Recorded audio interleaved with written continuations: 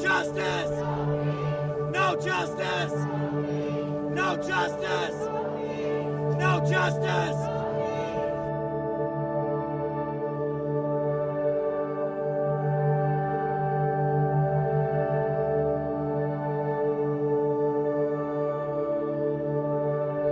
But when it was happening so frequently in the last month or 2 months now, it got to the point where I was just super depressed and angry and frustrated and trying to figure out what could I really do, because I, like me being a black person, like I am doing the best that I can do, but I know I can always do more to support other black folks in different lived experiences and like different, like the privileges that I have, knowing that I'm quite privileged in a way, but also knowing that I'm still like, marginalized to a certain extent. So when I was just like super pissed, and I was like, you know what, let me just put a thing on Facebook, and I just like at midnight I was like, who wants to do this? If you're black, like who wants to organize? And I think other people were also the same mindset as me, but I remember posting on Facebook and Instagram, and then from there it just kind of went off, and then it wasn't only me by myself, it was definitely a group of people so that we were organizing, but knowing that the post came out of frustration and anger, and it was able to come out of something very positive in the sense of like having this rally where people showed up and gave their time and energy, and other black folks I was able to connect with that I never met in my life, or maybe knew, but to a certain extent, like I knew from like different like social circles we like run in or whatever, but like some people I'd never met before. So yeah, the rally was like out of frustration, anger, and wanting to do something.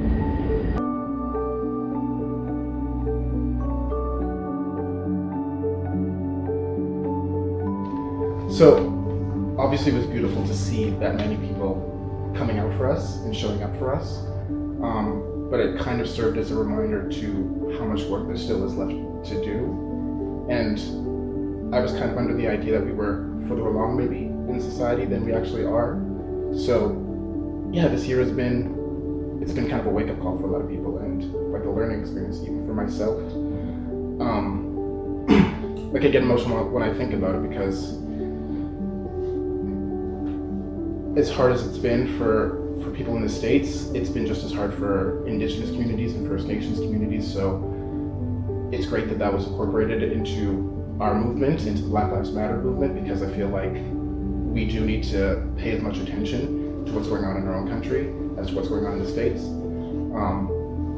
With police brutality, with how we even treat one another just in society.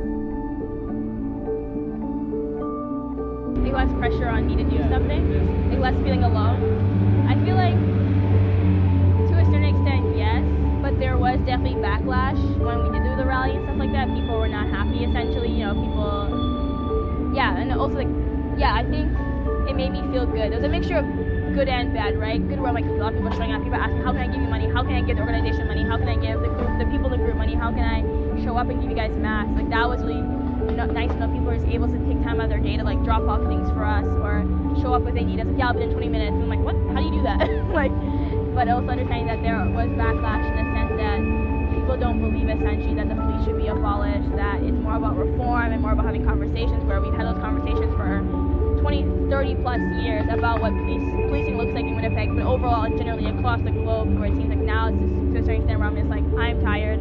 I don't see the police as like a beneficial way of moving forward. So I think with the rally and stuff like that, it showed that people do want things to change, and I did feel like less alone to a certain extent, where I'm like, yeah, people do care, like people really want to make something different. And maybe that may not take like, may take like a while, may take like 5-6 years, but like at least this is happening now, and we're able to have the conversation and make that conversation become actually action, rather than like we're talking about it. It happens, right? We talk about it for a long time, and everyone gets bored, everyone gets burnt out, and then it just moves on, right? But it's like I wanted like stuff to get done. I want people to be fired. That's what I want to see. I think the question is always like, how can people be good allies, which is a very like generic question, I think, but also it's been brought up so much I feel like, but it's like I think the question has to be more specific nowadays, where it's like you can be how can I be a productive ally rather than just doing stuff? Because you can like sign a petition, you can give money, that's great, but if you're not having those uncomfortable conversations with your family members about race and about like what their microaggressions they've said to you, or like because everyone's family says weird shit, they're always like, oh, these people, and you're like, oh, okay, let's talk about it, and it's uncomfortable for them, like, but for me it's like I don't have any time to coddle that when I hear my friends or people who are non-black or indigenous like tell me like, oh yeah, I can't talk to my parents. I'm like, too bad. Like, you gotta figure that shit out. Like, I'm not gonna hear it.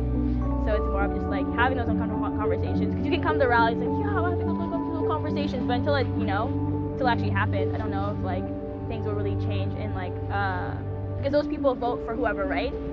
Like our government is conservative right now because all those people are not having those uncomfortable conversations and not questioning their government, right? Just like, well, whatever, just leave it the way it is.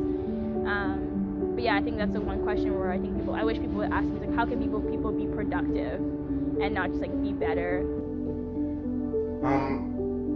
So obviously there's a lot of like effort being made towards diversity and inclusivity, and it feels a little bit trendy in some respects. Like everybody's kind of coming at minority groups and First Nations communities, Indigenous, Black lives, and asking for us to kind of tell our own stories, which is beautiful. But again, it kind of feels like this has been a long time coming, right? And it's just like it shouldn't have had to take a movement for us to get just as much of a say and just as much of a voice in boardrooms and on film sets and on television and media as till now. So like, I think it's great that efforts are being made, but I don't want it to just be like a trending thing. Like this needs to carry on until the end of time. Like it doesn't, like, there's no excuse now for us to not have just as much color and marginalized voices, and that extends to the LGBTQ plus community as well. We need to start understanding how different people are living their lives, and that I think that's the only way we can finally come to, like, it sounds like some kumbaya mentality, but like a place of harmony, because I think that's what most of us are striving for, right? Like we have to all coexist.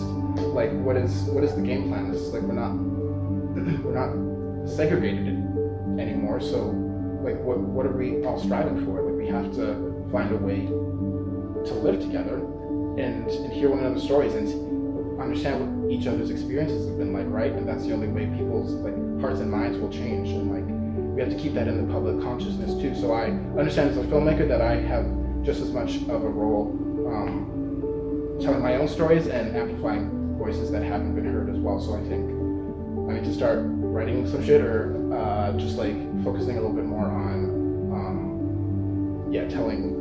telling other people's stories that haven't been heard. Just having to find new ways to go about that too, because all eyes are on us right now, and I think that's a great thing.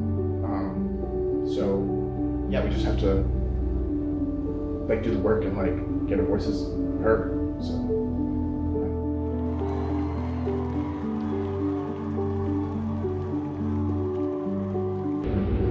I think for things to actually happen, there has to be, because the community has showed that they care, right? The community shows they're angry. Like they've been emailing Brian Bowman, Brian Palliser, all their like MLAs and stuff like that. So the community knows what they want. It's more about what do the government officials want and what do they think is their best case scenario to make sure that they're actually living up to what their jobs are, right? We pay our taxes for them to be in that office. We pay our taxes to be able for them to even have like a family, like to have like, a life.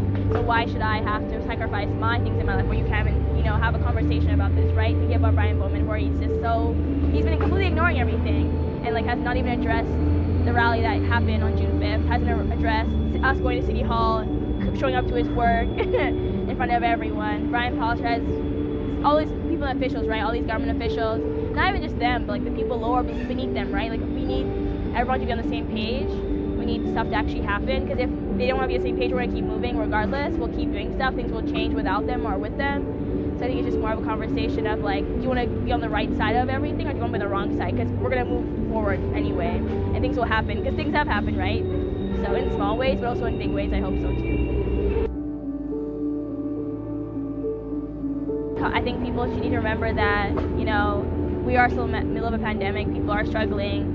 This is not a new thing where people are being murdered, black people are being murdered, indigenous people being murdered, or police brutality is not a new thing either. It's more of a conversation of just like, not a conversation anymore for people who are non-black or non-indigenous. It's like, how can you do better, and what does it mean to do better? Because we've been talking about this since like the 70s, right? Angela Davis, James Baldwin talking about, what does it mean to be a abolish certain systems and like prison systems and stuff like that. So it's not a new concept. It's something that just people need to really be on their shit about. So do the work. Yeah.